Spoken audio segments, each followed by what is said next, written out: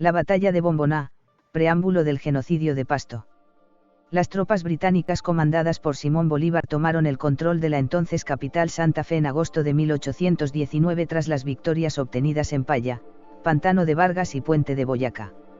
El 24 de junio de 1821 las tropas británicas vencieron en la batalla de Carabobo, y acto seguido, Simón Bolívar centró sus esfuerzos en dominar Pasto, ciudad y término que se significaba por su españolidad, lo que motivó que llevase a cabo, justamente en este lugar, una de sus más feroces campañas de exterminio.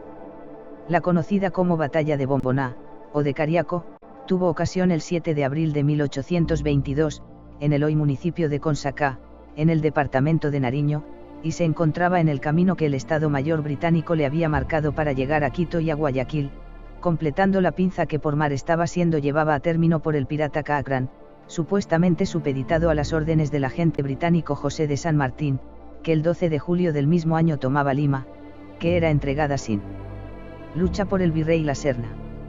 La acción estaba claramente coordinada por Inglaterra, ya que los ejércitos de Bolívar y de San Martín carecían de estructura para el tratamiento conjunto de la acción, y, sin embargo, tenían individualmente un fluido trato jerárquico con la estructura militar británica, hasta el extremo que fue solo en Lima donde ambos personajes al servicio de Su Majestad Británica tomaron contacto en 1822.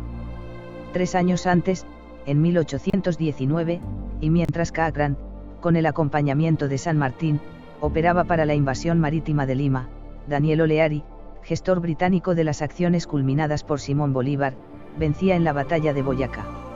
El objetivo era llegar a Quito, pero sobre todo a Guayaquil y en vista de las dificultades que había para llegar por mar, tuvo que tomar la vía por Pasto. El 6 de abril de 1822, las tropas comandadas por Simón Bolívar, bajo el control de Daniel O'Leary, estaban en Consacá, ocupando la hacienda de Bomboná, con unas unidades que demostraban a quién estaban sirviendo: los húsares, los lanceros, los fusileros, la infantería ligera de Cundinamarca, los rifles, la infantería ligera de Salabrieta y el regimiento de Jae y Bernia.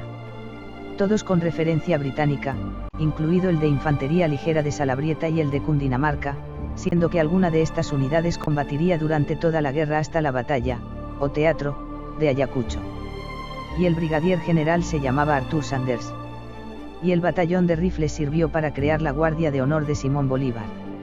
Este ejército de liberación, dicen, compuesto por más de 2000 unidades de élite británicas, fue enfrentado por las tropas patriotas compuestas esencialmente por unos 1200 milicianos indígenas y mestizos, mal armados, comandados por el coronel Basilio García, cuya actuación es merecedora de especial análisis, en la quebrada de Cariaco, batalla que tuvo un desarrollo en nada acorde con el resultado.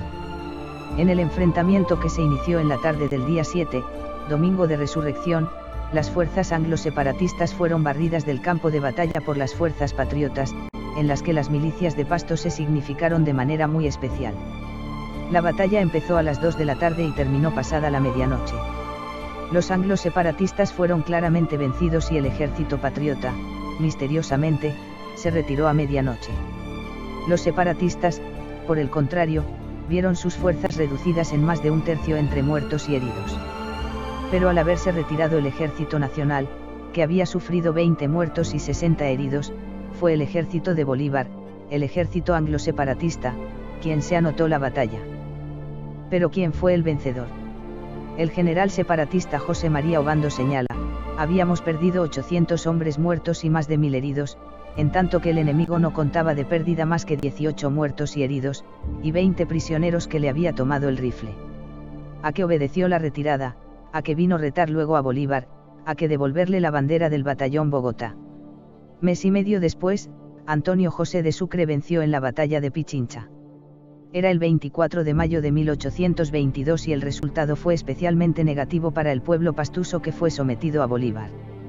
Pero 5 meses después, Agustín Agualongo y Benito Babs expulsaron a las tropas anglo-separatistas.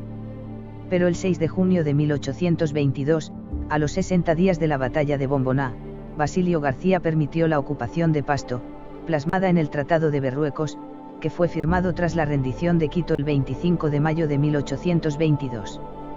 Con este tratado, y a espaldas de los pastusos, todo el territorio existente en todo el sur de Colombia, desde Tulcán hasta Popayán y costas de Barbacoas, quedaban libres para la acción depredadora británica bajo la vigilancia de su agente Bolívar. No podía terminar así la cuestión.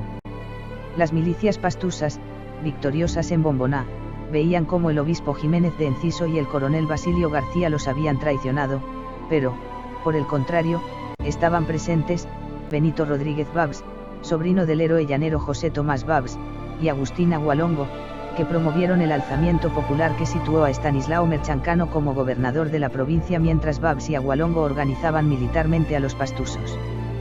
Pero el ejército colonial anglo-separatista dirigió una unidad comandada por Antonio José de Sucre que fue vencida en Taigala el 24 de noviembre de 1822.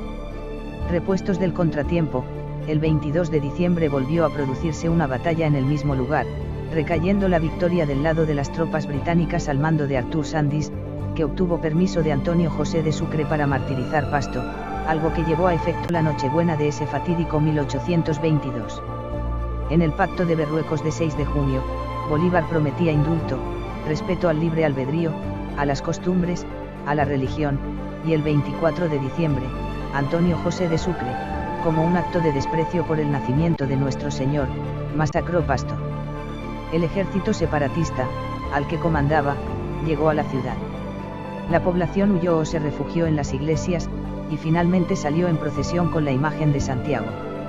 Las tropas de Sucre no respetaron ni a los ancianos de 80 años ni a los niños de pecho.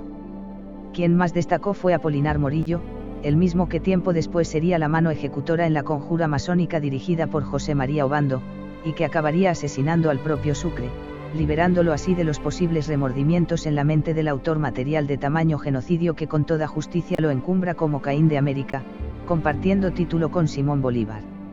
Es menester recordar las actuaciones de todos, es menester honrar debidamente al pueblo mártir de Pasto, y es menester poner en su lugar a los conocidos como libertadores y a los conocidos como nuestros aliados que acabaron sumiendo a toda la hispanidad en un ramillete de colonias, enfrentadas entre sí y sometidas a servidumbre. Cesáreo Jarabo.